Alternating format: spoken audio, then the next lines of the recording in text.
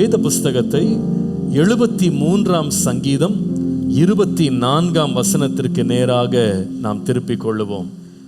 உம்முடைய ஆலோசனையின்படி நீர் என்னை நடத்தி முடிவிலே என்னை மகிமையிலே ஏற்றுக்கொள்ளுவீர். நாம் எல்லாருமே மகிமைக்கு போகும் ஒரு பயணத்திலே இருக்கிறோம் என்பதை நாம் மறந்து விடவே கூடாது. தீத்துவுக்கு அப்போஸ்தலனாகிய பவுல் எழுதின நிருபம் 2ஆம் அதிகாரத்தின் 11ஆம் வசனம் முதல் நாம் வாசிக்கும் பொழுது, எல்லா மனுஷருக்கும் ரட்சிப்பை அளிக்கத்தக்க தேவ கிருபையானது பிரசன்னமாகி நாம் அவ பக்தியையும் லௌகிக இச்சைகளையும் வெறுத்து தெளிந்த புத்தியும் நீதியும் தேவ பக்தியும் உடையவர்களாய் இவ்வுலகத்தில் ஜீவனம் பண்ணி நாம் நம்பியிருக்கிற ஆனந்த பாக்கியத்துக்கும் மகா தேவனும் நமது இரட்சகருமாகிய இயேசு கிறிஸ்துவினுடைய மகிமையின் பிரசன்னமாக்குதலுக்கும் எதிர்பார்த்து கொண்டிருக்கும்படி நமக்கு போதிக்கிறது என்று வாசிக்கிறோம்.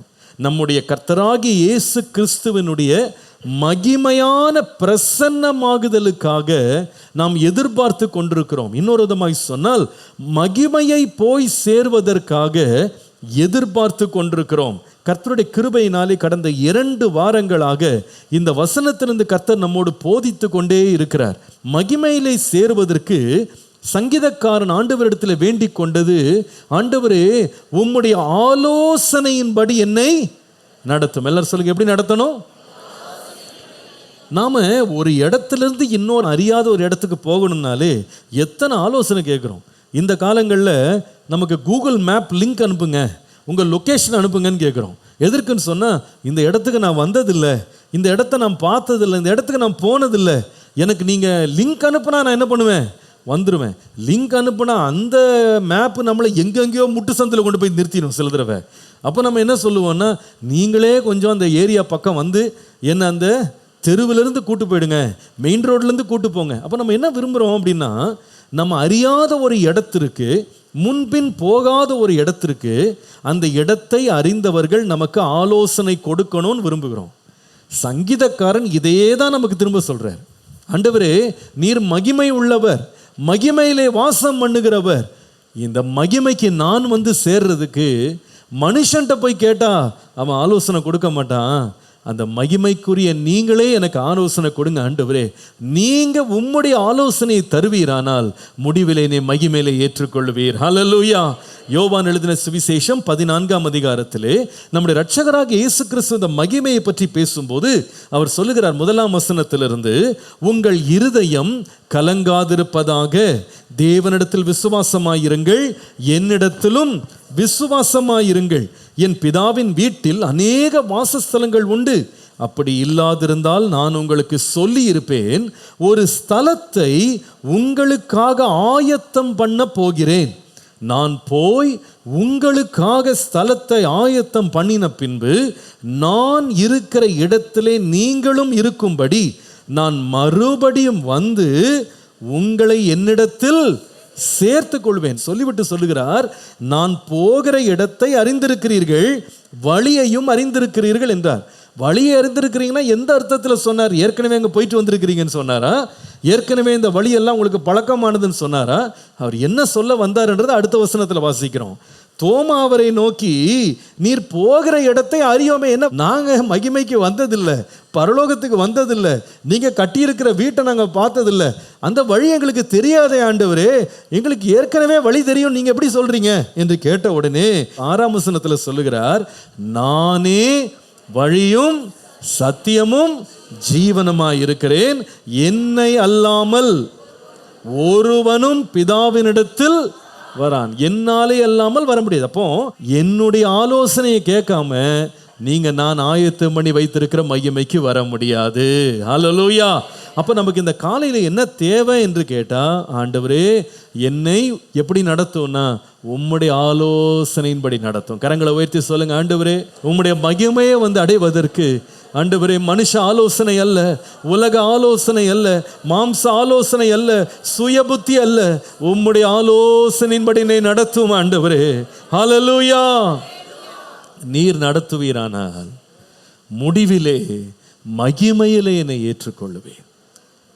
நாம் கடந்த 2 வாரங்களாக மார்க் எழுதின சுவிசேஷம் 10ஆம் அதிகாரம் 17 22 வசனங்கள்ல ஒரு ஐஸ்வர்யமான வாலிபன் இயேசுவிடத்திலே வந்து, ஆண்டவரே, நான் நித்திய ஜீவனை சுதந்தரிக்கணும் அல்லது மகிமைக்கு வரணும், அதற்கு எனக்கு வழி சொல்லுங்கன்னு கேட்ட உடனே ஆண்டவர் அவனை பார்த்து 2 ஆலோசனை சொன்னார். ஒன்று, கற்பனைகளை எல்லாம் கைக்கொள். அதோட அர்த்தம் என்னன்னா, கற்பனை கை கொள்ளுகிறதுனால தான் தேவனிடத்தில் அன்பா இருக்கிறோம்.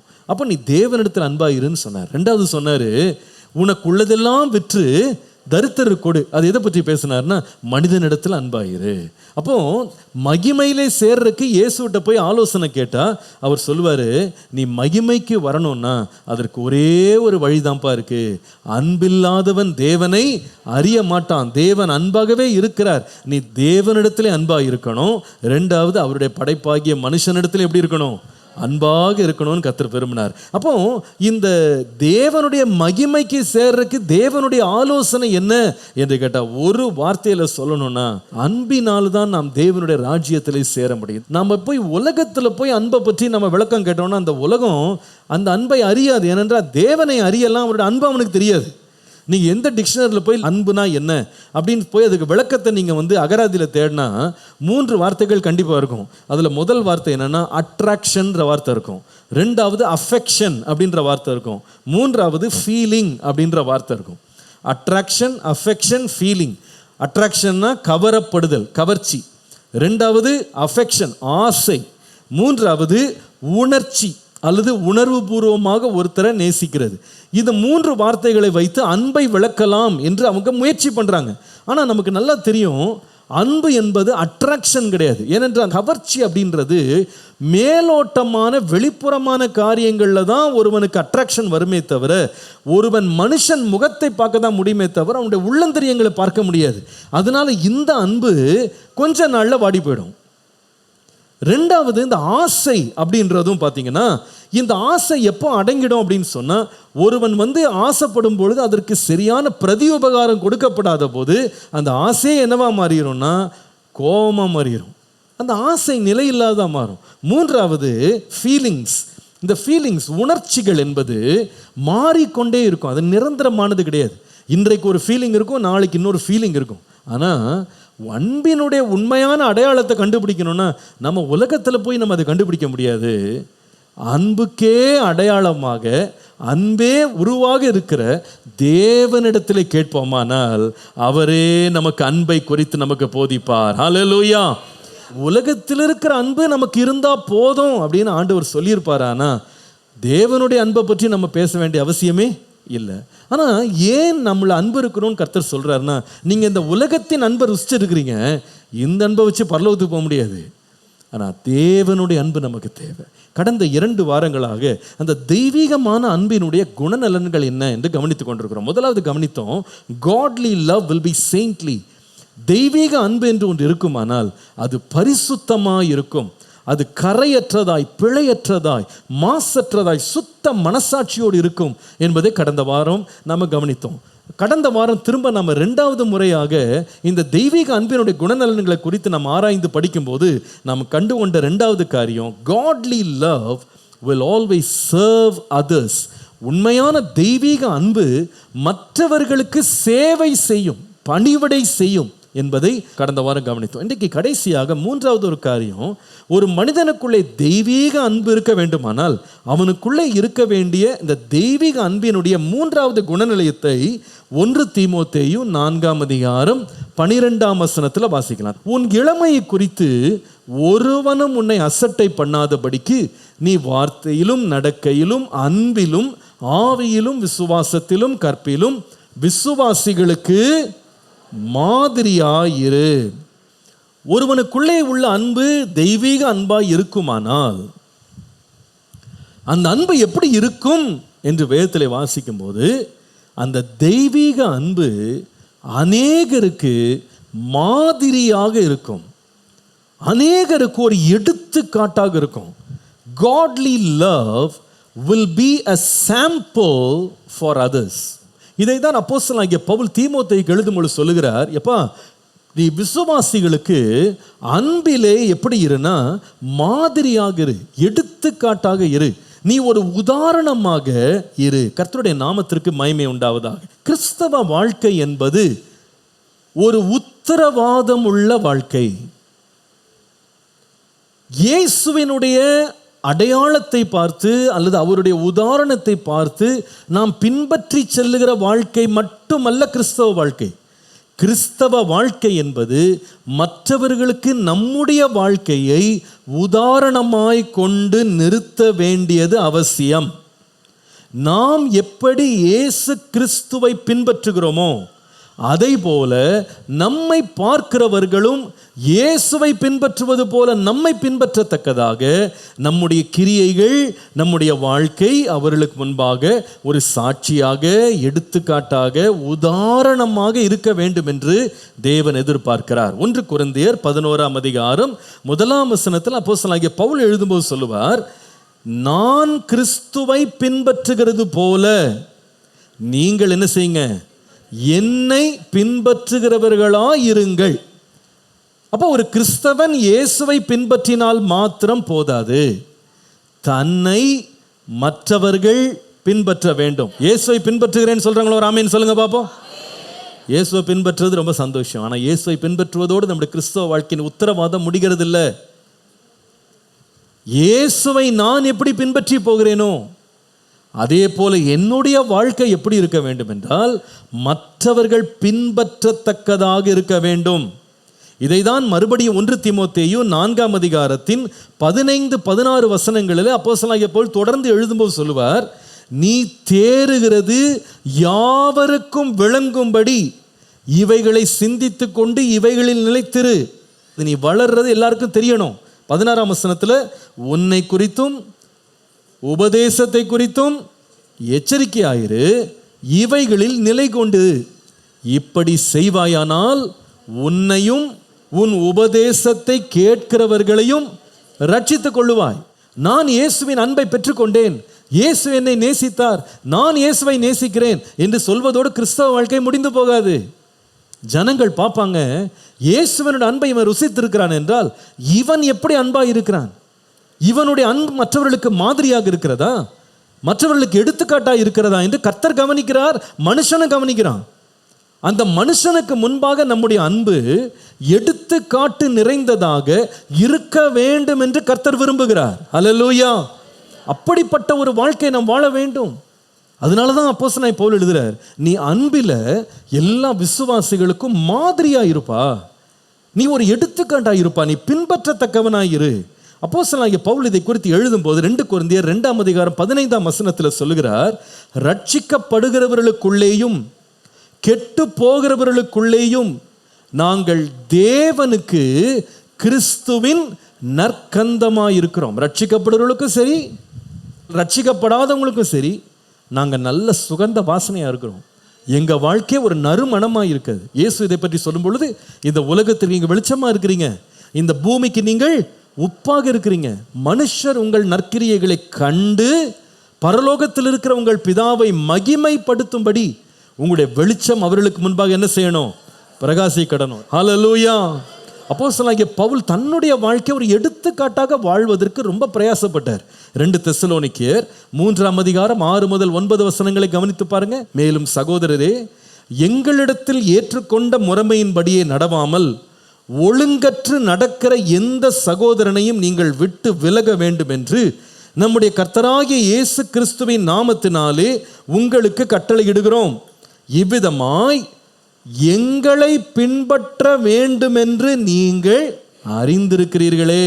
நாங்கள் உங்களுக்குள்ளே ஒழுங்கற்று நடவாமலும் ஒருவனிடத்திலும் இலவசமாய் சாப்பிடாமலும் உங்களில் ஒருவனுக்கும் பாரமாயிராதபடிக்கு இரவும் பகலும் பிரயாசத்தோடும் வருத்தத்தோடும் வேலை செய்து சாப்பிட்டோம். உங்கள் மேல் பாரத்தை வைப்பதற்கான அதிகாரம் எங்களுக்கு இல்லை என்பதனாலே அப்படி செய்யாமல் நீங்கள் எங்களை பின்பற்றுகிறவர்களாய் இருக்கும்படிக்கு நாங்கள் உங்களுக்கு மாதிரியாய் இருக்க வேண்டும் என்று அப்படி செய்தோம். நாங்கள் உங்களுக்கு எப்படி இருக்கணும்னு விரும்பணும், மாதிரியா இருக்கணும்னு விரும்பணும். இதற்காகவே நாங்கள் நிறைய உரிமைகளை கூட நாங்கள் விட்டு கொடுத்துட்டோம். எங்கள் அதிகாரங்களை நாங்கள் செயல்படுத்தலை. நாங்கள் நினச்சா இப்படி வாழ்ந்திருக்கலாம், ஆனால் நாங்கள் அப்படி ஏன் வாழலைன்னு சொன்னால், உங்களுக்கு எல்லாருக்கும் ஒரு எடுத்துக்காட்டாக, ஒரு உதாரணமாக நாங்கள் மாற வேண்டும் என்பதற்காகவே சில வாழ்க்கை முறைகளை நாங்கள் மாற்றிக்கொண்டோம். நாங்கள் உங்களுக்கு உதாரணமாக இருக்க வேண்டும். நீங்கள் எபிரேயருக்கு எழுதின நிருபம் 13ஆம் அதிகாரத்தின் 7ஆம் வசனத்தை வாசிக்கும் பொழுது, தேவ வசனத்தை உங்களுக்கு போதித்து உங்களை நடத்தினவர்களை நீங்கள் நினைத்து அவர்களுடைய நடக்கையின் முடிவை நன்றாய் சிந்தித்து அவர்களுடைய விசுவாசத்தை என்ன செய்யுங்க? சத்தமா சொல்லுங்க. அப்போ போதிக்கிறவங்க வசனத்தை சும்மா பைபிள்லேருந்து எடுத்து பிரசங்கம் பண்ணிட்டா பத்தாது. நீங்கள் நிறைய பேர் நினைக்கிறாங்க, ஊழியம் செய்யணும் அப்படின்னா நல்லா பேசணும், எல்லாருக்கும் முன்னாக நல்ல வசனத்தை எடுத்து உதாரணங்களை எடுத்து கவர்ச்சிகரமாக காது கினிமையாக கேட்குறவங்களுக்கு ரொம்ப உற்சாகம் உண்டாக்குறபடி நல்ல வசனத்தை தெளிவாக பேசிட்டோம்னா நம்ம பெரிய பிரசங்கியார், நம்ம பெரிய ஊழியம் செஞ்சிட்டோம் அப்படின்னு நினைக்கிறாங்க. அது ஊழியத்தில் ஒரு பகுதி தான். அவர் சொல்லுகிறாரு, உங்களுக்கு உபதேசம் பண்ணாங்க சில பேர், உங்களுக்கு நல்ல போதகம் பண்ணாங்க சில பேர், நீங்கள் அவங்களுடைய உபதேசத்தை கேட்டுட்டு மாத்திரம் எழும்பி போயிடாதீங்க, அவர்களுடைய நடக்கையை பாருங்க. அவருடைய பிரசங்கத்தை மட்டும் கேட்காதீங்க, அவங்க வாழ்க்கையை பாருங்க, அவங்க நடக்கையை நன்றாய் சிந்தித்து பாருங்க, அவருடைய விசுவாசத்தை பின்பற்றுங்க. அப்போ ஒரு ஊழியக்காரன் எழும்பி கர்த்தருடைய வார்த்தையை அறிவிக்கும் போது ஜனங்கள் அவனுடைய வார்த்தையை மட்டும் கேட்டுட்டு நல்ல பிரசங்கம் பண்ணுறீங்க பிரதர், நல்ல பிரசங்கம் பண்ணுறீங்க சிஸ்டர், அருமையாக நீங்கள் போதிக்கிறீங்க அப்படின்னு கைத்தட்டு வாங்கிட்டு நம்ம போயிட முடியாது. அப்போஸ்தலனாகிய பவுல் அப்படி நான் நல்ல பிரசங்கம் பண்ணேன், நல்ல பேர் வாங்கிட்டேன் அப்படின்னு பெருமையில் போயிடல. அது ஒரு பகுதி தான். அடுத்த பகுதி சொல்கிறாரு, நீங்கள் என்ன பின்பற்றணும்னு சொல்லி உங்களுக்கு முன்பாக மாதிரியாக நடந்தேன். ஒரு முறை ஒரு ஊழியக்காரன் இடத்துல ஒருவன் ஊழிய பயிற்சி பெறுவதற்காக வந்தானா. ஒரு சின்ன வாலிபன் வந்தான், பயங்கர உற்சாகமாய் கர்த்தர் மேல் வைராக்கியமான ஒருவன், எப்படியாவது நல்ல ஊழியம் செய்யணும் ஆசையோடு அந்த பாஸ்டர்கிட்ட ஊழிய பயிற்சிக்காக சேர்ந்தான். ஒரு நாள் அந்த பாஸ்டர் சொன்னாராம், தம்பி இன்னைக்கு சாயங்காலம் ஊழியம் இருக்கு, வா நம்ம போகலான்னு சொன்னோம். உடனே அவனுக்கு ரொம்ப சந்தோஷமாயிடுச்சு. அடா இவ்வளோ நாள் பாஸ்டர் கூட சும்மா உட்காந்துருந்தோம், இன்னைக்கு ஊழியத்துக்கு கூட்டு போறேன்றாரு, நம்ம போகலான்னு சொல்லிட்டு அவன் உடனே ட்ரம் எடுத்துக்கிட்டான், ட்ராக்ஸ் எல்லாம் எடுத்துக்கிட்டான், பைபிள் எடுத்துக்கிட்டான், பேக் எல்லாம் எடுத்துக்கிட்டு ஆயத்தமாகி ரெடியாக நின்னான். பாஸ்டர் ரெடியானார், ஜெபம் பண்ணார், ஆண்டவரே இன்னைக்குள்ள ஊழியத்தை மகிமையாய் நிறைவேற்ற கிருபை தாரும் அப்படின்னு பாஸ்டர் ஜெபம் பண்ணிட்டு போலாமாப்பானாரு. உடனே இவனும் போலாம் பாஸ்டர், இன்னைக்கு நல்ல ஊழியம் செய்ய போறோம்னு சொல்லிட்டு கிளம்பி போனா பாஸ்டர் நடந்து போயிட்டு இருக்காரு. இவன் பின்னாடி போனா நல்ல ஜனக்கூட்டமான இடம் இருக்கு. இவன் நினைத்தானா, இந்த இடத்துல ஒரு ஸ்டாண்டை போட்டு இங்க ஒரு ஊழியம் செஞ்சு பிரசங்கம் பண்ணி சாட்சி சொன்னா நிறைய பேர் ரட்சிக்கப்படுவாங்கன்னு சொல்லிட்டு பாஸ்டர் நிப்பார்னு எதிர்பார்த்தா பாஸ்டர் நிற்கவே இல்லை. பாஸ்டர் நடந்து போயிட்டே இருக்கிறார். அடுத்து ஒரு பஸ் ஸ்டாண்ட் வந்துச்சான், அங்கேயாவது நிற்பாருன்னு பார்த்தா நிற்க மாட்டேங்கிறாராம். மார்க்கெட் வந்துச்சான், நிற்பாருன்னு பார்த்தா நிற்க மாட்டேங்கிறாராம். அப்படியே சுற்றி 2 மணி நேரம் அப்படியே சுற்றி நடந்து திருப்பி ஆலயத்துக்கு வந்துட்டாராம். இவனுக்கு ஒன்றும் புரியலை, என்ன ஊழியத்துக்குனாரு, ஒரு பாட்டு பாடலை, ட்ரம் அடிக்கலை, வசனம் சொல்ல, சாட்சி சொல்ல, வந்துட்டு ஜெபம் பண்ணார். ஆண்டவரே என்னை கொடுத்த மகிமையான ஊழியத்துக்காக உமக்கு ஸ்தோத்திரம்பா அப்படின்னு சொல்லி ஜெபம் பண்ணார். இவனுக்கு ஒன்றும் புரியலை, ஒரு வார்த்தை பேசலை, ஊழியம் செஞ்சோன்னு சொல்கிறாரு. அடுத்த நாள் திருப்பி சொன்னாராம், தம்பி இன்னைக்கு கூட ஒரு ஊழியத்துக்கு நம்ம போகலாம். சரி இவன் கிளம்பி ரெடியானா, நேற்றைக்கு என்ன பண்ணாரோ அதே மாதிரி சுற்றி 2 மணி நேரம் சுற்றிட்டு ஆலயத்துக்கு வந்துட்டாராம். வந்து ஜெபம் பண்ணார், ஆண்டவரே இன்னைக்கு இவ்வளோ மகிமையான ஊழியத்தை தந்தீரே உமக்கு நன்றி அப்பா. இவனுக்கு என்ன சொல்லனே புரியல. அடுத்த நாள் எழும்பினாராம், தம்பி இன்னைக்கு ஒரு மகிமையான ஊழியம் செய்ய போகிறோம். இவனும் எல்லாம் கிளம்பிட்டு போனான். இதே மாதிரி 2 மணி நேரம் சுற்றிவிட்டு திருப்பி வந்து உட்காந்துட்டான், ஜெபம் பண்ணார். இவனுக்கு பொறுக்க முடியல. உடனே கேட்டான், என்ன பாஸ்டர் ஒரு சாட்சி சொல்ல, ஒரு பிரசங்கம் பண்ணலை, ஒரு ஜெபம் பண்ணலை, இத்தனை ஜனங்களுக்கு ஒரு ட்ராக்ஸ் கூட கொடுக்கல, நீங்கள் என்ன ஊழியம் பண்ணோன்னு ஜெபம் பண்ணுறீங்க, சுற்றி நடக்கிறது ஊழியமா? அப்போ அந்த முதிர்ந்த பாஸ்டர் சொன்னாரா, தம்பி உனக்கு ஒரு பாடம் சொல்லிக் கொடுக்க விரும்புகிறேன். பிரசங்கம் யார் வேணால் பண்ணலாம், சாட்சி யார் வேணால் சொல்லலாம், ட்ராக்ஸ் யார் வேணால் கொடுக்கலாம்ப்பா. ஆனால் ஏன் உனக்கு சுற்றி நடக்க வச்சேன்னு சொன்னால், ஜனங்கள் நம்முடைய பேச்சை கேட்கறத விட நம்முடைய நடக்கையை பார்க்கணும். இன்னைக்கு நம்ம சுற்றி வந்தோம் பாரு, அதை எத்தனை ஜனம் கவனிச்சாங்க தெரியுமா? இதை போல தான் நம்முடைய வாழ்க்கையை கவனிப்பாங்க. நீ பிரசங்கம் மட்டும் பண்ணிட்டு ஊழியத்தை முடிச்சிடலான்னு நினைக்காத. நம்முடைய வாழ்க்கை சாட்சி இல்லாமல் போனால் நம்முடைய பிரசங்கத்தை ஜனங்கள் கவனிக்கவே மாட்டாங்க, கௌரவிக்க மாட்டாங்க, ஏற்றுக்கொள்ள மாட்டாங்க. கிறிஸ்தவ வாழ்க்கை என்பது சத்தியத்தை அறிவது மாத்திரம் அல்ல, அதோட ஒரு உத்தரவாதம் வருது. அந்த சத்தியத்தின்படி நாம் நடக்க வேண்டும். அந்த சத்தியத்திற்கு நாம் உதாரணமாக மாற வேண்டும். நீங்கள் அதனால தான் பிலிப்பியருக்கு எழுதின நிருபம் 3ஆம் அதிகாரம் 17 - 18 வசனங்களை வாசிக்கும் போது அப்போஸ்தலனாகிய பவுல் சொல்லுகிறார், சகோதரரே, நீங்கள் என்னோடே கூட பின்பற்றுகிறவர்களாகி நாங்கள் உங்களுக்கு வழிகாட்டுகிறபடி நடக்கிறவர்களை மாதிரியாக என்ன பண்ணுங்க, நோக்குங்கள். பிரசங்கியாரா நோக்குங்கன்னு சொல்லலை. நீ நிறைய பேர் பிரசங்கம் பண்ணுறது தான் ஊழியம் நினச்சிட்டு ஊழியம் வேணும் ஊழியம் வேணும்னு கேட்குறாங்க.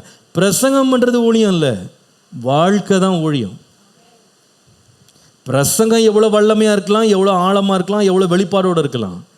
ஆனால் பிரசங்கத்தோட வாழ்க்கை சேரவில்லை என்றால், சொந்த வாழ்க்கையில் சாட்சி இல்லாமல் போனால், அந்த பிரசங்கமும் அந்த ஊழியமும் அர்த்தமற்றதாக மாறிவிடும். அதனால தான் அடுத்த வசனத்தில் சொல்றாரு, 18ஆம் வசனத்தில், அநேகர் வேறு விதமாய் நடக்கிறார்கள், அவர்கள் கிறிஸ்துவின் சிலுவைக்கு பகைஞர் என்று உங்களுக்கு அநேகந்தரம் சொன்னேன், இப்பொழுதும் கண்ணீரோடு சொல்றேன். ஆனால் இவங்க என்ன செய்தாங்கன்னா பிரசங்கம் பண்ணாங்க, சிலுவையை பற்றி தான் பிரசங்கம் பண்ணாங்க, தேவ ராஜ்யத்தை பற்றி தான் பிரசங்கம் பண்ணாங்க, இயேசுவை குறித்து தான் சாட்சி சொன்னாங்க. ஆனால் அவங்க எப்படி நடந்தாங்கன்னா இயேசுவை போல நடக்கலை. எப்படி நடந்தாங்க?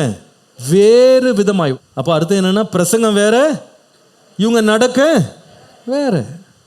அவர் சொல்றாரு, இவர்கள் யார் என்றால் கிறிஸ்துவுக்கு பகைஞர்கள், கிறிஸ்துவுக்கு ஊழியர்கள் அல்ல.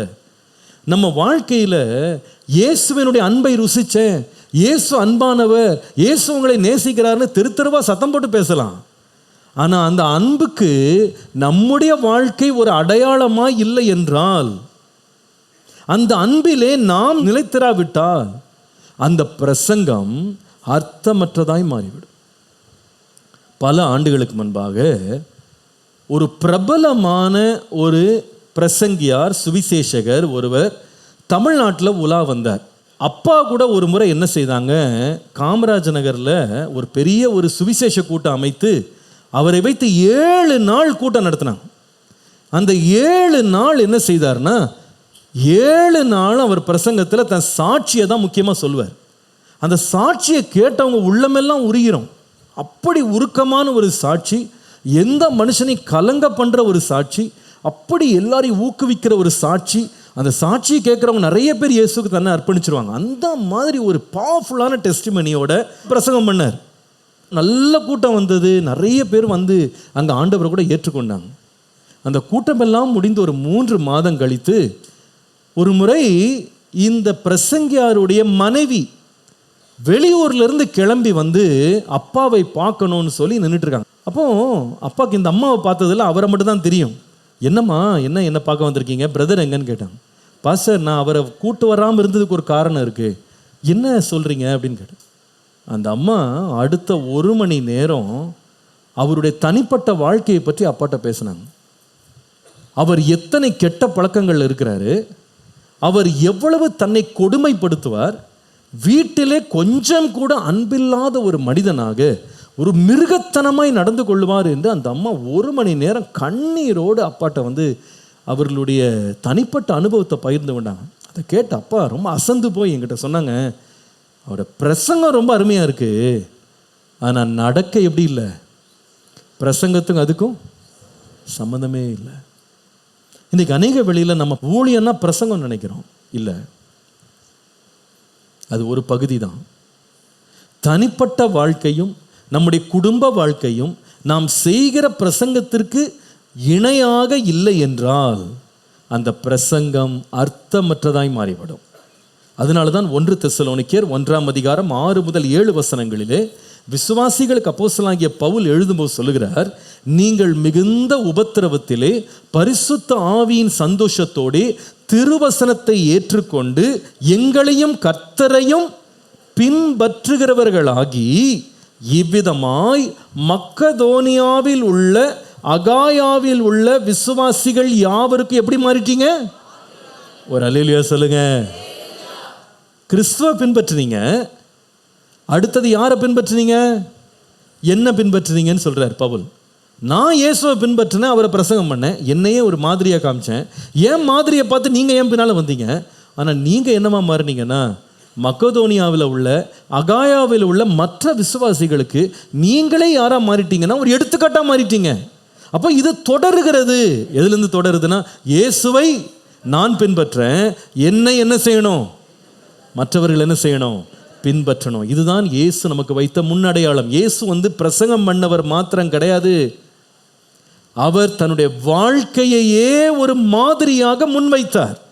யோவான் எழுதின சுவிசேஷம் 13ஆம் அதிகாரம் 14 முதல் 15 பாருங்கள். ஆண்டவரும் போதகரமாகிய நானே உங்கள் கால்களை கழுவினதுண்டானால் நீங்கள் ஒருவருடைய கால்களை ஒருவர் கழுவ கடவீர்கள். நான் உங்களுக்கு செய்தது போல நீங்களும் செய்யும்படி உங்களுக்கு என்ன காண்பித்தேன்?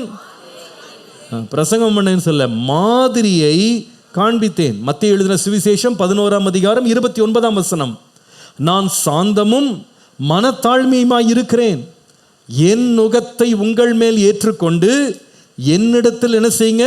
கற்றுக்கொள்ளுங்க. 1 பேதுரு 2ஆம் அதிகாரம் 21ஆம் வசனம். அங்கே பேதுரு சொல்லுகிறார், ஏனெனில் கிறிஸ்துவும் உங்களுக்காக பாடுபட்டார், நீங்கள் தம்முடைய அடிச்சுவடுகளை தொடர்ந்து வரும்படி உங்களுக்கு எதை பின் வைத்து போனார்? சத்தமா சொல்லணும். ஒரு எக்ஸாம்பிள் வச்சுட்டு போனார். நம்ம வாழ்க்கை எப்படி இருக்கணும்னா மாதிரியாக இருக்கணும். நம்ம வாழ்க்கை ஒரு எடுத்துக்காட்டாக இருக்கணும். உண்மையாக சொல்லுவேன், ஒரு மனிதனுக்குள்ளே ஒரு தெய்வீக அன்பு இருக்குமானால் அந்த அன்பு என்னவா மாறிடும்னா அநேகருக்கு ஒரு முன் மாதிரி உள்ள ஒரு அன்பாக மாறும்.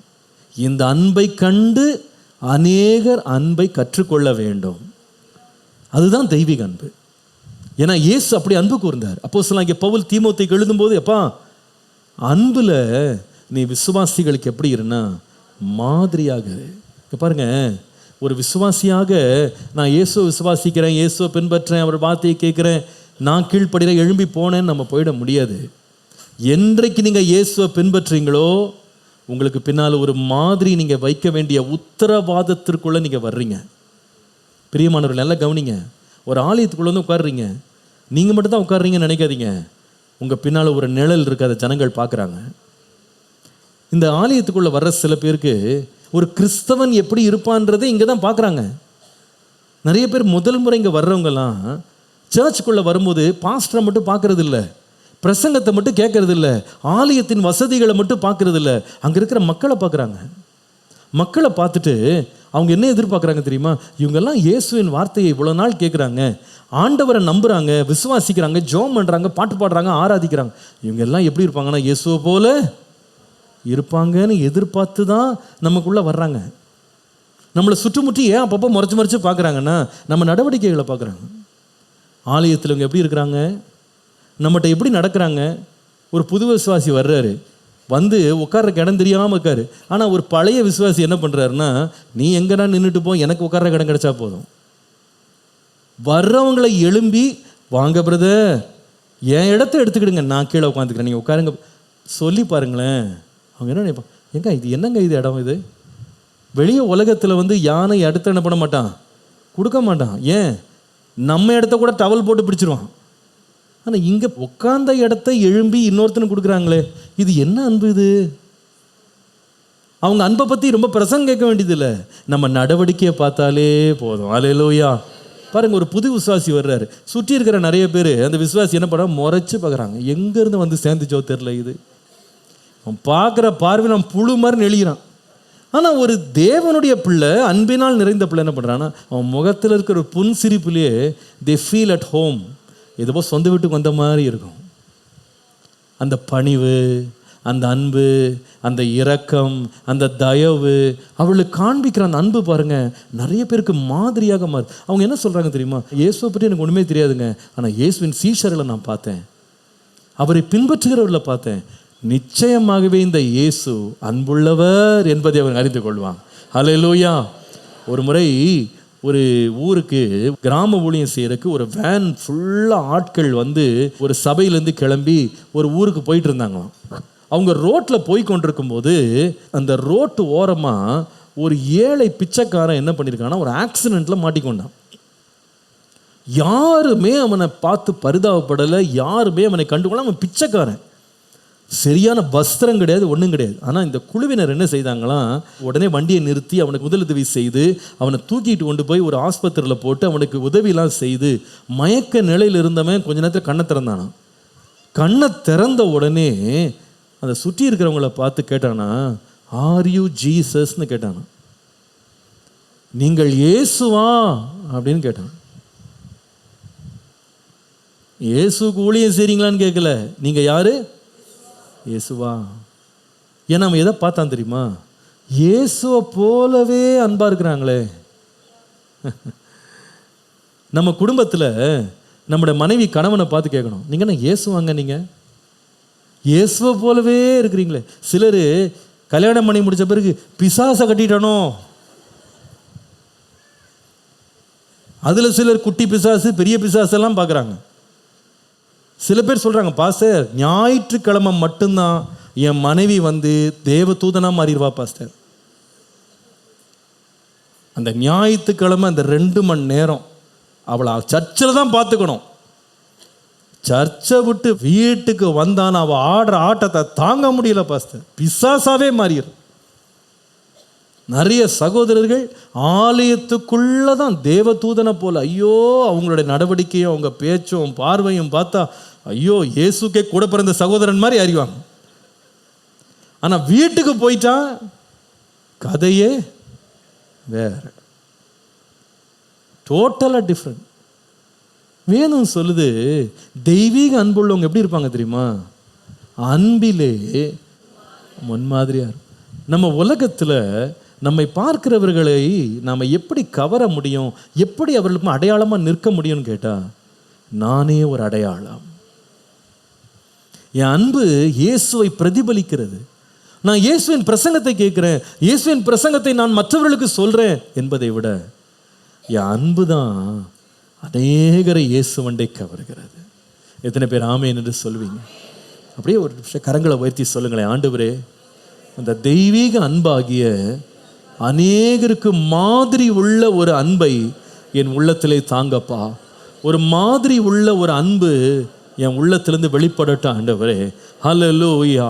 உம்முடைய அன்பு என் வாழ்க்கையின் மூலமாய் பிரதிபலிக்கட்டும், பிரதிபலிக்கட்டும். நம்முடைய சபையை குறித்து ஒரு சாட்சி இருக்கணும். எனக்கு கடந்த வாரம் இந்த சீனியர்ஸ் ஃபெலோஷிப் உடைய கேம்புக்கு ஏலகிரிக்கு இவங்களோட போயிருந்தேன் பாருங்க. அவங்க ஒரு வயசான பாட்டியம்மா வந்திருந்தாங்க. ரொம்ப வயசு, அவங்களுக்கு எப்படி 80 வயசு இருக்கும்னு நினைக்கிறேன். பாவம் தள்ளாடுற வயசுலையும் விடாமல் வந்துட்டாங்க. எல்லா கூட்டத்திலையும் நேரத்தை உட்கார்றதும் உற்சாகமாக அந்த வசனங்களை கேட்குறதும். நான் அவங்கள்ட்ட நேராக அவங்கள்ட்ட நான் பேசுனதில்லை, இதான் முதல் முறை பேசுகிறேன். அவங்க கொஞ்ச நாளாக தான் வர்றாங்க. அவங்க என்ன விடவே இல்லை, நிற்க வச்சு பேசிக்கிட்டே இருக்காங்க. எனக்கு உண்மையாக சொல்கிறேன், அந்த சீனியர் ஃபெலோஷிப்பில் நடந்த எல்லாத்துலேயும் அவங்க சொன்ன சாட்சி தான் எனக்கு மன நிறைவு. என்னமோ பெரிய சாதனை சாதிச்ச மாதிரி ஆயிடுச்சு. அவங்க சொன்ன வார்த்தை என்ன தெரியுமா? பாஸ்டர், உங்கள் சபையில் உள்ள மக்கள் ரொம்ப அன்பானவங்களாக இருக்காங்க பாஸ்டர். உங்களுக்கு என்ன சிரிப்பு வருது பாருங்க. சில பேருக்கு நம்மளை பற்றியா சொல்கிறாரு பாஸ்டர் அப்படின்ற மாதிரி இருக்கு இல்லையா? உண்மைதான் அவங்க சொன்னது.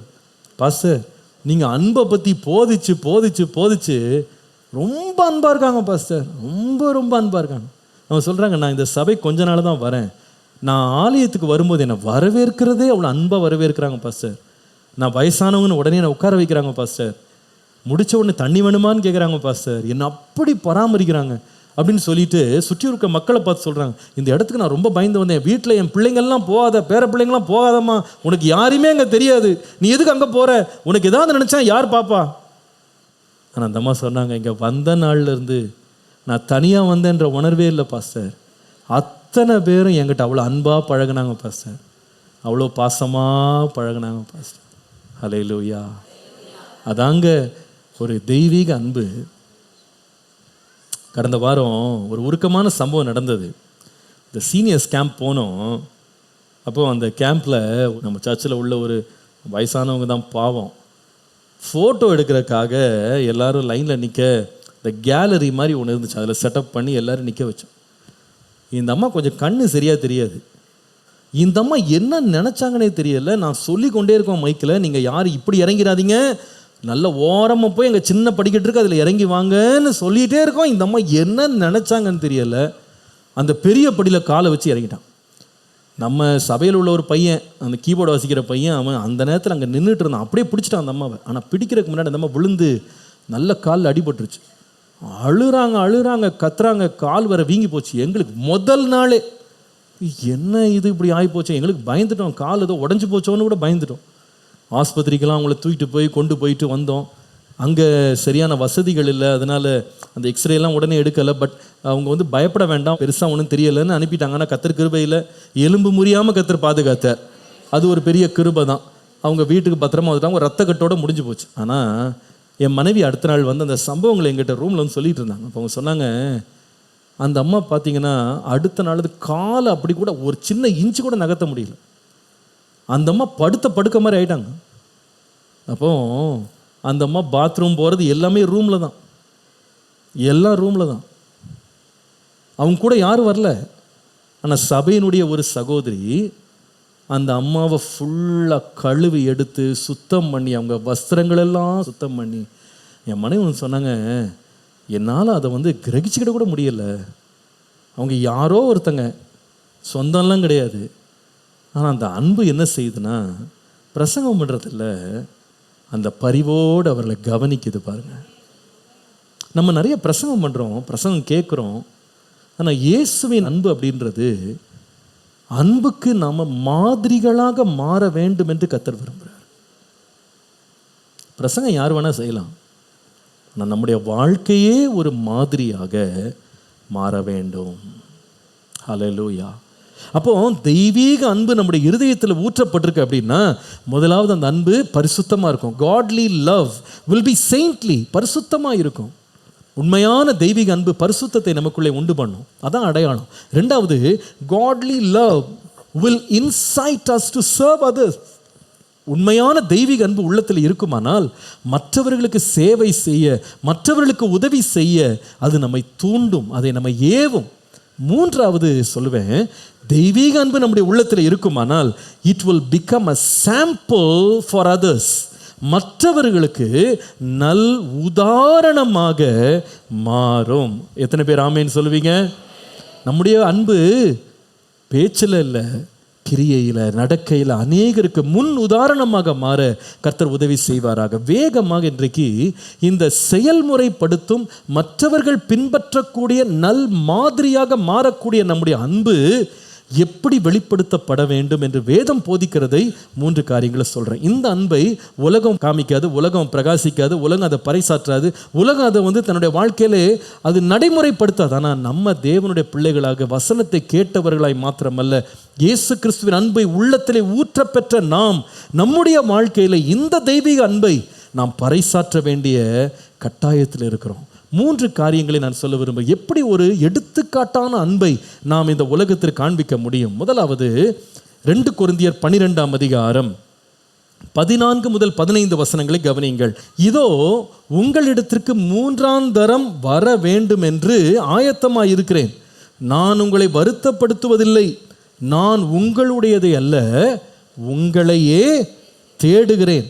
பெற்றாருக்கு பிள்ளைகள் இல்லை, பிள்ளைகளுக்கு தான் பெற்றார்கள் பொக்கிஷங்களை சேர்த்து வைக்க வேண்டும். இப்போ 15ஆம் வசனத்தை எல்லாரும் என்னோடு சேர்ந்து வாசிக்கிறீங்களா? 15ஆம் வசனம் வாசிக்கலாம். ஆதலால் நான் உங்களில் எவ்வளவு அதிகமாய் அன்பு கூறுகிறேனோ அவ்வளவு குறைவாய் உங்களால் அன்பு கூறப்பட்டிருந்தாலும் மிகவும் சந்தோஷமாய் நான் உங்கள் ஆத்துமாக்களுக்காக செலவு பண்ணவும் செலவு பண்ணப்படவும் விரும்புகிறேன். இது ஒரு தெய்வீக அன்பு. இந்த அன்பினுடைய விசேஷத்தை உங்களுக்கு காண்பிக்கிறேன். இது மற்றவர்களுக்கு உதாரணமாக போகிற ஒரு அன்பை அப்போஸ்தலனாகிய பவுல் தன் வாழ்க்கையில் ஒரு எடுத்துக்காட்டாக காண்பிக்கிறார். இதனுடைய அன்பினுடைய விசேஷம் என்ன தெரியுமா? எழுதுங்க. Exemplary love abounds towards others. எடுத்துக்காட்டான அன்பு என்று ஒன்று இருக்குமானால் அந்த அன்பு மற்றவர்கள் மேல் பெருகும். எல்லாரும் சொல்லுங்க, என்ன செய்யும்? மற்றவர்கள் மேல் பெருகணும்.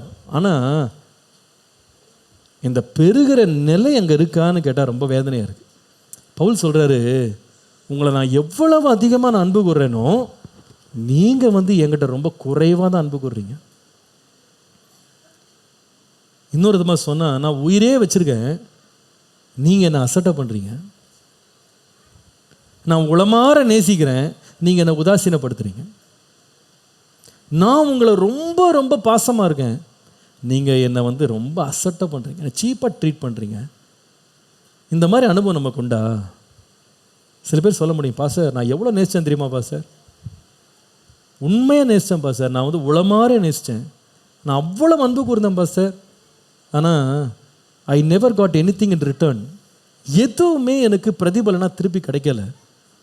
நான் மனசார நேசித்தேன், ஆனால் அவங்க என்னை ரொம்ப அவமானம் தான் படுத்தினாங்க. They never treated me with love. நான் அதிகம் கொடுத்தேன், கிடைச்சது எவ்வளோ தான், ரொம்ப குறைவு. நான் அன்புக்காக எவ்வளோ செலவு பண்ணேன், எவ்வளோ பிரயாசப்பட்டேன், எவ்வளோ கஷ்டப்பட்டேன், என் அன்பை காமிக்கிறதுக்கு நான் எவ்வளவோ முயற்சி எடுத்தேன். பட் அந்த சைடில் இந்த ரெசிப்ரோகேஷன் பார்த்தா, திருப்பி கொடுக்கப்பட்டதை பார்த்தா, இட் வாஸ் ஜஸ்ட் பெட்டி காயின்ஸ், சில்லறை தான் பாஸ்டர் எனக்கு கிடைச்சது. அதிகமாக அன்பு கூர்ந்தேன், ஆனால் ரொம்ப குறைவாக நேசிக்கப்பட்டேன். இந்த அனுபவம் அநேகருக்கு தனிப்பட்ட வாழ்க்கையில் உண்டு, அவங்க குடும்பத்தில் உண்டு. உயிருக்குயிராக உள்ளத்தை ஊற்றி நேசிக்கிறவங்க நிறைய பேர், அவங்க அன்பு கூர்ந்த அளவு அவங்களுக்கு அன்பு திரும்ப கிடைக்கிறது இல்லை. அவங்க ஏங்கி ஏங்கி ஏங்கி ஏங்கியே பல வருடங்களை கழிச்சுட்டு போயிட்டாங்க. I never got that love I gave.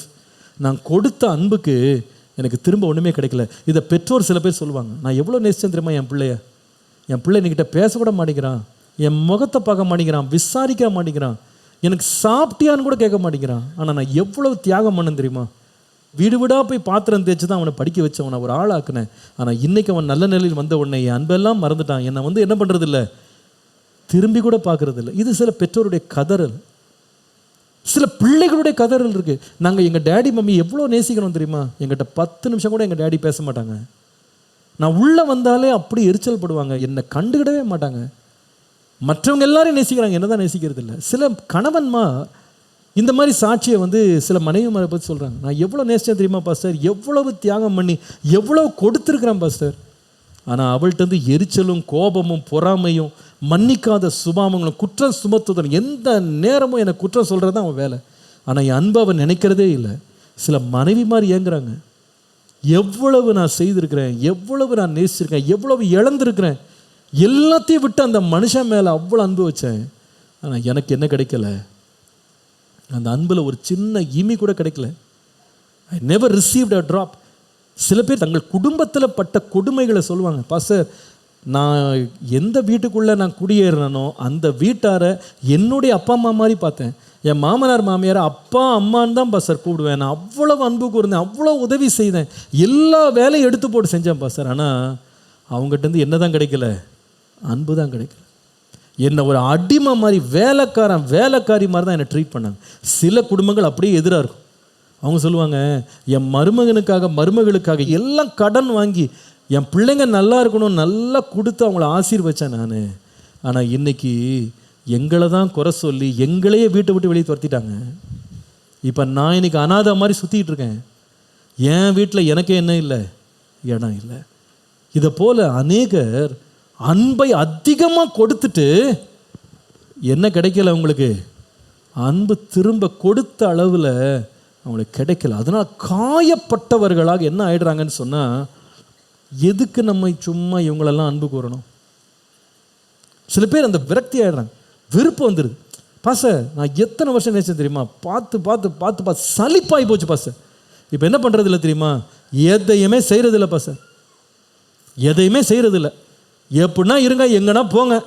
ஏன்னா நான் கொடுத்து கொடுத்து கொடுத்து கொடுத்து கொடுத்து நான் தான் வாடி போனேனே தவிர அவங்களுக்கு அந்த இரக்கம் ஈவு அன்பு வரவே இல்லை. அப்போஸ்தலனாகிய பவுலுக்கு அந்த நிலைமை. அவர் சொல்கிறார், கொரிந்திய சபையாரே உங்கள் மேலே நான் எவ்வளோ அன்பு வச்சேன் தெரியுமா, உங்கள்கிட்ட நான் பிரசங்கம் பண்ணி உங்களுக்கு சுவிசேஷத்தை அறிவித்து உங்களுக்கு நான் சபை கட்டுறதுக்கு, உங்களை நான் கர்த்தருக்குள்ளே கட்டுறதுக்கு, சுவிசேஷத்தை அறிவிக்கிறதுக்கு நான் ஒவ்வொரு ஊராக அடி வாங்கி உத வாங்கி கப்பல் சேதம், கடல் சேதம், நிர்வாணம், பசி, கொடுமை, அடி உத, அதுக்கப்புறமா சிறைச்சாலை எல்லாம் பாடுபட்டு உங்கள்கிட்ட கர்த்தருடைய அன்பை உங்களுக்கு சொன்னால், நான் கொடுத்த அன்பில் நீங்கள் கொஞ்சம் கூட எனக்கு என்ன பண்ணலை, திரும்ப கொடுக்கல. இப்போ வாசிங்க, நான் உங்களில் எவ்வளவு அதிகமாய் அன்பு கூறுகிறேனோ அவ்வளவு குறைவாய் உங்களால் என்ன செய்யப்பட்டேன்?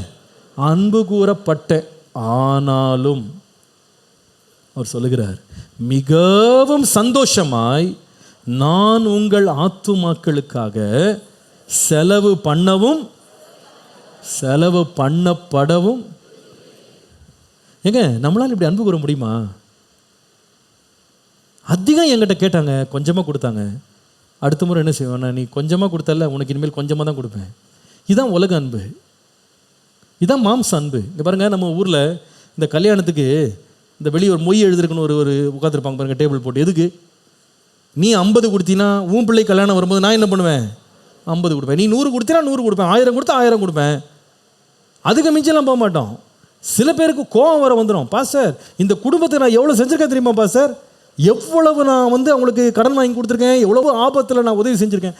அவன் பிள்ளை கல்யாணம் வருது பாஸ்டர், இத்தனை லட்சமாக கொடுத்தேன் பாஸ்டர், கார்டோடு சேர்ந்து 1/4 கிலோ ஸ்வீட்டை கொண்டு வந்து ஈட்டுறான் பாஸ்டர். ஒரு மரியாதையே கிடையாது அவனுக்கு, அன்பு கிடையாது, நன்றி கிடையாது பாஸ்டர். வச்சிருக்கேன், அவனு பையனுக்கு கல்யாணம் வரும்ல, 1/4 கிலோவில் பாதியை வெட்டி தான் கொடுப்பேன். சொல்கிறோமா இல்லையா? டிட் ஃபார் டேட்டுன்னுவோம்ல. நீ என்ன அளவில் அளக்குறியோ அந்த அளவில் தான் நான் அளப்பேன். நான் பைத்தியக்காரன் நினச்சியா? உனக்கு மட்டும்தான் சொரணை இருக்கா? எனக்கும் இருக்கு. நீ எப்படி அன்பு கூறுறியோ அப்படிதான் நான் அன்பு கூறுவேன். நீ சாம்பாரை தண்ணி வைக்கிறியா, ரசத்தை தான் கொடுப்பேன் உனக்கு, வச்சுக்கோ போ. நீ பாலை குறைக்கிறியா, பாலே ஊத்தாம கொடுப்பேன் போ. இதுதான் நம்முடைய வழக்கம். ஏன்னா உலகம் எப்படி தான் ஆப்ரேட் பண்ணுது. ஏசு சொன்னார் பாருங்க, உங்கள் சிநேகிதரிடத்தில் நீங்கள் அன்பாக இருக்கிறீங்க, சத்துருக்களை விரோதிக்கிறீங்க. இது என்ன பெரிய அதிசயம்? உலகம் அப்படி தான் செய்யுது. அவன் எப்படி அன்பு கூறானோ அப்படி தான் அன்பு கூர்ந்தீங்க. நான் ஏசு சொன்னார், நான் உங்களுக்கு ஒரு அன்பை சொல்லித்தரேன். சத்துருக்களை நேசிங்க, உங்களை சபிக்கிறவர்களை ஆசீர்வதிங்க, உங்களை பற்றி மோசமாக பேசுகிறவனை நீங்கள் வாழ்த்துங்க. அப்போ தான் நீங்கள் பிதாவினுடைய பிள்ளைகளாக இருப்பீங்க. இந்த அன்பை இயேசு தன்னுடைய வாழ்க்கையில் நமக்கு மாதிரியாக காண்பித்தார். யாருடைய காலை கழுவினார் தெரியுமா? தன்னை காட்டி கொடுக்க போகிறவன், தன்னை மறுதளிக்க போகிறவனுக்கு காலை கழுவுறாரு. முடிவு பறிந்து அன்பு கூர்ந்தம்பா உன் மேலே. நீ என்ன செய்ய போகிறேன்னு எனக்கு தெரியும், ஆனால் நீ குறைவாக என் மேல் அன்பு வச்சாலும் நிறைவாக உன் மேல் அனுபவிக்கிறேன். தேவன் தம்முடைய ஒரே பேரான குமாரனை விசுவாசிக்கிறவனோ அவன் கெட்டு போகாமல் நித்திய ஜீவனை அடையும்படிக்கு தம்மை தந்தருளி இவ்வளவாய் உலகத்தில். எவ்வளோ அன்புனா, தன் ஜீவனை கொடுப்பதை பார்க்கலும் மேலான அன்பு இந்த உலகத்தில் இல்லை. உயிரையே கொடுத்தாராம். அவ்வளோ அன்பு கூர்ந்தா சிலுவையில் 2 பக்கமும் 2 திருடனை தொங்க விட்டு, இவரும் ஒரு திருடன்னு அடையாளப்படுத்துகிறான் மனுஷன். அவர் வேதனையில் தொங்கிட்டு இருக்கும்போது, நீ தேவகுமாரனானால் இறங்கி வா, அவரை பரிகாசம் பண்ணுறது, கிண்டல் பண்ணுறது எல்லாம் நடந்துட்டுருக்கு. ஆனால் இயேசு என்ன செய்தார் தெரியுமா? பிதாவே, இவர்கள் செய்வது இன்னதென்று அறியாமல் ரொம்ப கம்மியாக நேசித்தாங்க அவரை வெறுத்தாங்க. அவரோ அதிகமாக அன்பு கூர்ந்தார். இன்றைக்குள்ள பேசுகிற செய்தி பேசுகிறது ரொம்ப ஈஸி, ஆனால் அதை செய்கிறது ரொம்ப கஷ்டம். மற்றவர்களுக்கு முன்பாக முன்மாதிரி உள்ள அன்பை கர்த்தர் நம்மகிட்ட எதிர்பார்க்குறாரு. இதுதான் மகிமைக்கு கொண்டு சேர்க்கும் ஆலோசனை. அது என்ன அன்பு தெரியுமா? ரொம்ப கம்மியாக நேசித்தாங்கங்க, நானும் அதிகமாக நேசிக்கிறேன். அதிகமாக நேசித்தேன், ரொம்ப குறைவாக நேசித்தாங்க. ஆனால் யார் ரொம்ப குறைவாக நேசித்தாங்களோ அவங்களுக்கு செலவு பண்ணவும் செலவு பண்ணப்படவும் நான் விரும்புகிறேன். நீ கம்மியாக நேசிச்சோட பரவாயில்ல, நான் தாராளமாக நேசிப்பேன். That's why I call it exemplary love will always abound towards others. மற்றவர்கள் மேல் தாராளமாய் ஏராளமாய் கொட்டுறது தான் தெய்வீக அன்பு. எனக்கு தெரியும், இந்த வசனத்தை கேட்கும்போது ஆவியானவர் உங்களோடு இடைப்படுவார். சில கடினமாக இருக்கலாம். ஆண்டவரே, இது எப்படி நான் செய்ய மனம் வரும்? ஆமாப்பா, மாம்சத்தில் யோசித்தின உனக்கு மனம் வராது. ஆனால் இயேசு கிறிஸ்துவின் அன்பு பரிசுத்த ஆவியினால் உன் இருதயத்தில் ஊற்றப்படுமானால் நிச்சயமாய் நீ யாராய் மாறுவாயினால், குறைவாக அன்பு கூறப்பட்டாலும் அதிகமாய் அன்பு கூறுகிறேன். யார் குறைவாய் அன்பு கூறுறாங்களோ அவங்களுக்கு நான் செலவு பண்ணவும் செலவு பண்ணப்படவும் நான் விரும்புகிறேன் என்று சொல்லுகிற நிலையில் கர்த்தர் உன்னுடைய இருதயத்தை அன்பினால் நிரப்ப வல்லவர். ஹல்லேலூயா. 2வது ஒரு கவனிக்க வேண்டிய ஒரு காரியம், ரோமருக்கு எழுதின நிருபம் 14ஆம் அதிகாரம் 15 முதல் 21 வசனங்களை நீங்கள் குறித்து கொள்ளுங்க. எல்லாவற்றையும் வாசிக்க எனக்கு நேரம் இல்லை.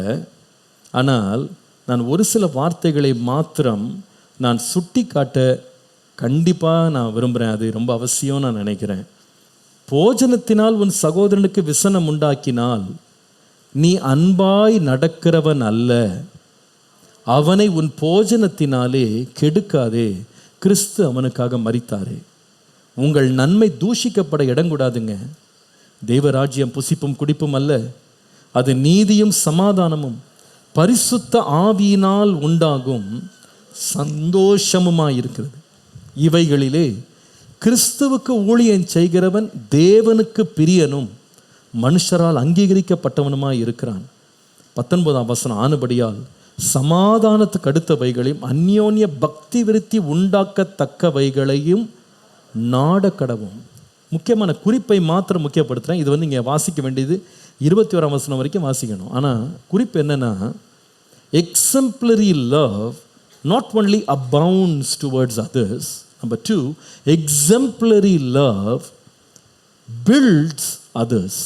ஒரு எடுத்துக்காட்டான தெய்வீக அன்பு தன்னுடைய சுய நலனை தேடாமல் மற்றவருடைய பக்தி விருத்திக்காக அது செயல்படும்.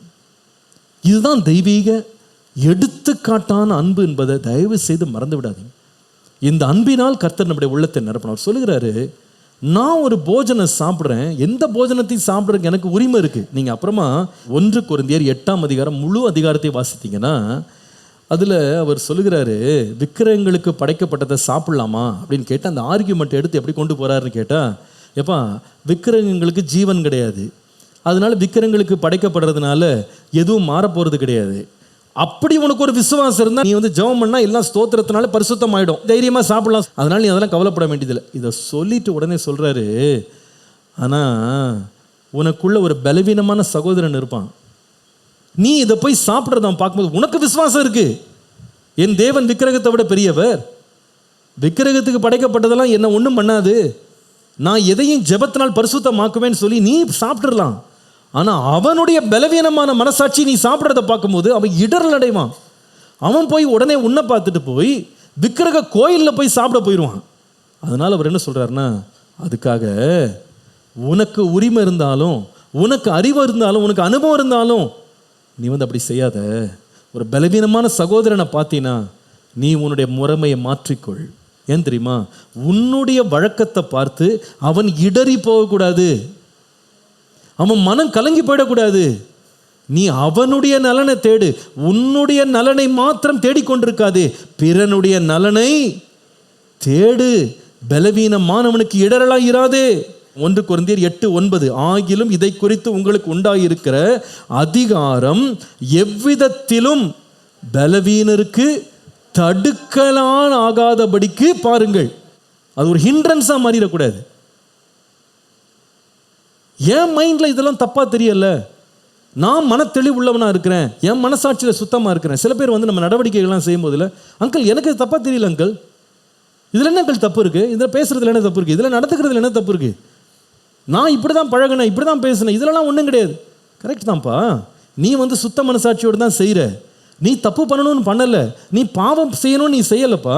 உன் பேச்சு, நடவடிக்கை, பார்வை, சிந்தனை இதில் நீ தெளிவாக இருக்கிற, அதில் எந்த தப்பும் கிடையாது. ஆனால் உன்னை ஒருவன் பார்த்து கொண்டிருக்கிறான்.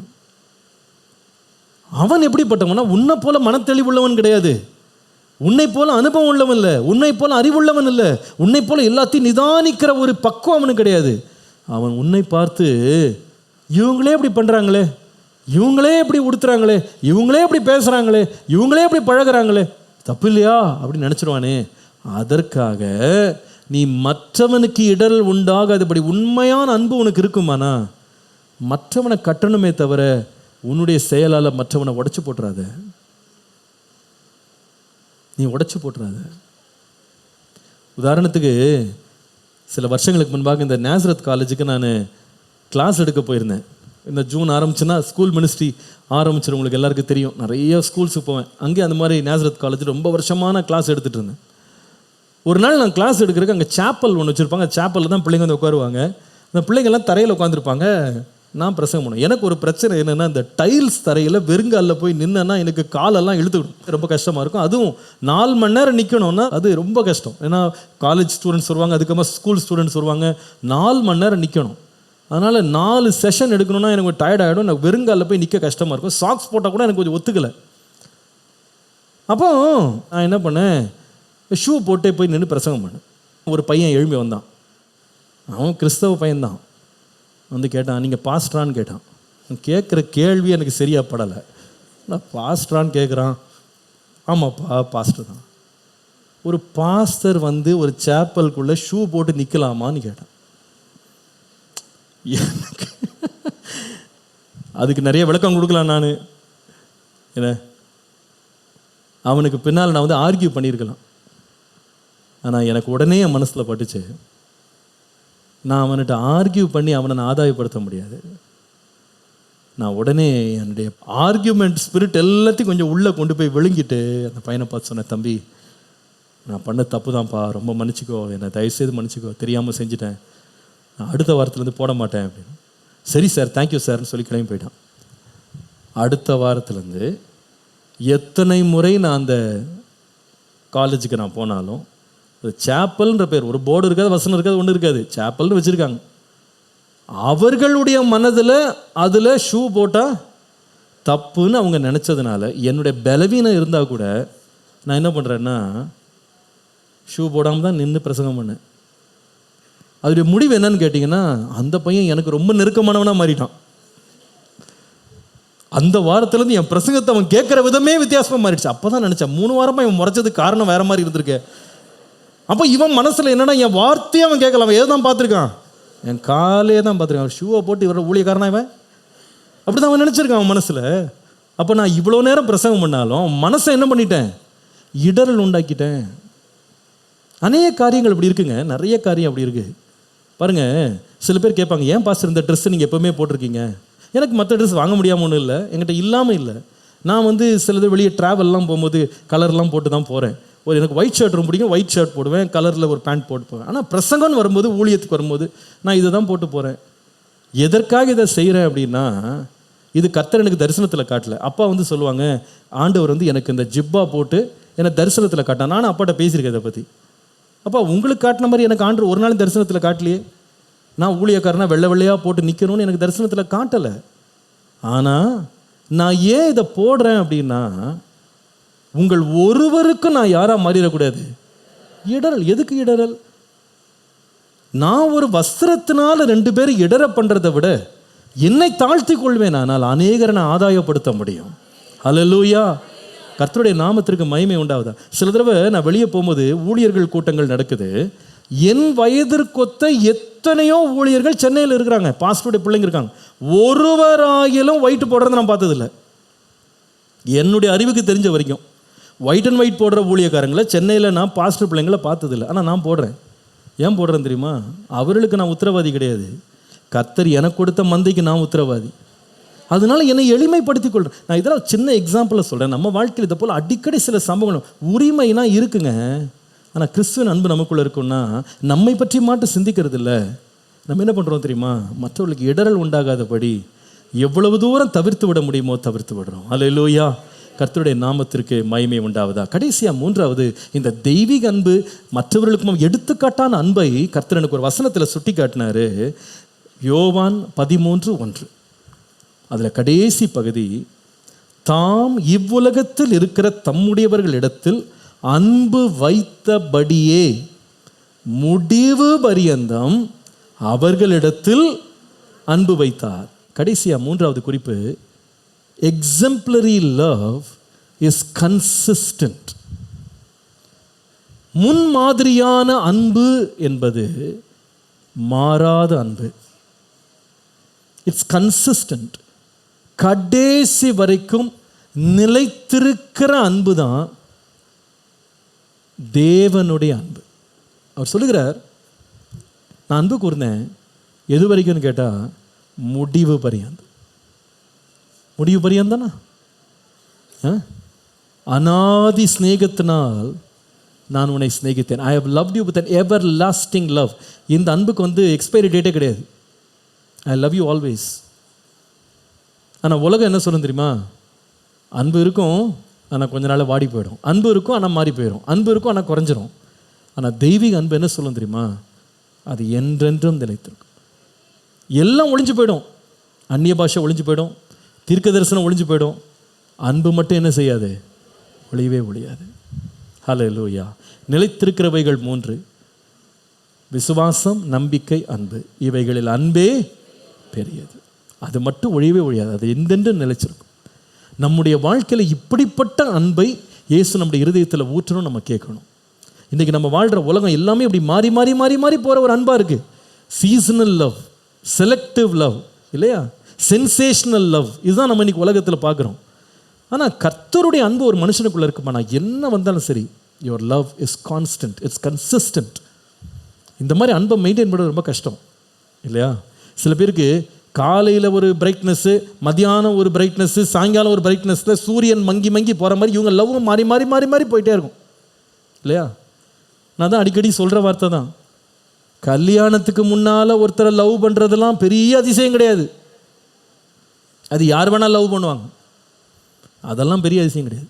கல்யாணத்துக்கு அப்புறமா யாரை நீங்கள் கல்யாணம் பண்ணீங்களோ அவங்கள வாழ்நாளெல்லாம் நேசிக்கிறதுக்கு பாருங்கள், அங்கே தான் இருக்குது சேலஞ்சு, அங்கே தான் சவாலே இருக்குது.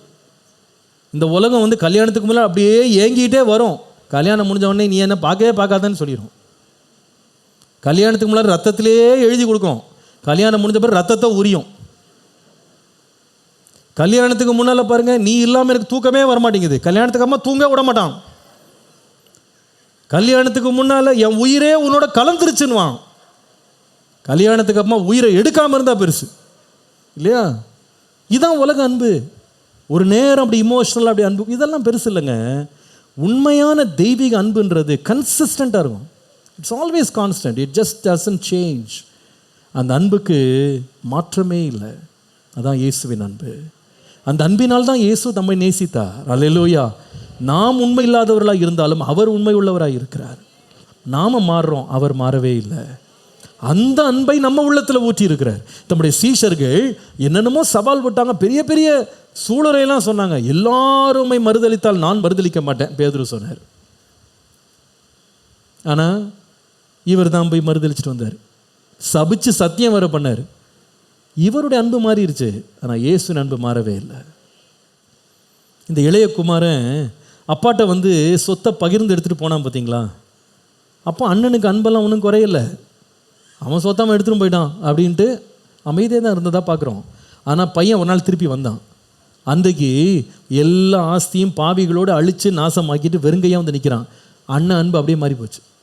அவன் என்ன சொன்னான் தெரியுமா? இவன் எதுக்கு உள்ளே வரணும், இவனுக்கு எதுக்கு கொளுத்த கன்று, இவனுக்கு எதுக்கு வீட்டில் இவ்வளோ பெரிய ஆர்ப்பாட்டம், அவனால் ஏற்றுக்கொள்ள முடியலை. ஆனால் அப்பாவை பாருங்கள், ஸ்டெடியாக இருக்கார்.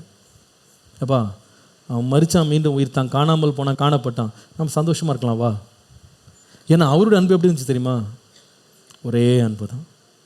நீ இழந்தியோ அழிச்சியோ என்ன செய்கிறியோ அதுவும் பங்கு, ஆனால் என்னுடைய அன்பு மாறாத அன்பு. ஹல்லேலூயா. இந்த அன்பை நம்ம பேசுகிறது ரொம்ப ஈஸிங்க, உண்மையாக சொல்கிறேன், நடுக்கத்தோடு தான் பேசுகிறது ரொம்ப ஈஸி. ஆனால் இது நம்ம வாழ்க்கையில் செயல்படுத்தி அநேகருக்கு இதை ஒரு எடுத்துக்காட்டாக மாற்றுறதுன்றது ரொம்ப ரொம்ப கஷ்டம். ஏன்னா நம்ம எந்த பழி உலகத்தில் வாழ்கிறோன்னா எல்லாமே பழிக்கு பழி வாங்குற ஒரு உலகத்தில் இருக்கும், இல்லையா? கண்ணுக்கு கண், பல்லுக்கு பல், நீ என்ன செய்கிறியோ அதுபடி தான் நானும் ரிஃப்ளெக்ட் பண்ணுவேன், அப்படி தான் நான் வந்து ரிட்டர்ன் பண்ணுவேன். இப்படி தான் நம்ம ஒரு உலகத்தில் வாழ்ந்துருக்கோம். ஏன்னா உலகம் அதை நியாயப்படுத்துது. ஆனால் தேவனுடைய அன்பு மாறாமல் என்றென்றும் அப்படியே நிலைச்சிருக்கு. ஹல்லேலூயா. நம்ம ஒன்று தான் கேட்கணும், ஆண்டவரே உம்முடைய ஆலோசனையின்படி நடத்தி என்னை முடிவிலே மகிமையிலே ஏற்றுக்கொள்ளும்னு கேட்கும்போது ஆண்டவர் சொல்வார், என் ஆலோசனை வேறு ஒன்றும் இல்லைப்பா, தேவனிடத்தில் அன்பாயிரு, மனுஷனிடத்துலையும் அன்பாயிரு. ஆண்டவரே அந்த அன்பை நான் எப்படி நான் காண்பிக்க முடியும்? மனுஷனிடத்தில் எப்படி அன்பாக இருக்கிறது, தேவனிடத்தில் எப்படி அன்பாக இருக்கிறது? ஆண்டவர் சொல்வார், அந்த தெய்வீக அன்பு பரிசுத்த ஆவியினாலே இயேசு கிறிஸ்துவின் அன்பு உன் இருதயத்திலே ஊற்றப்பட்டிருக்குன்னு போட்டிருக்கு. அந்த அன்பு உலகத்தை போல அன்பு கிடையாதுப்பா.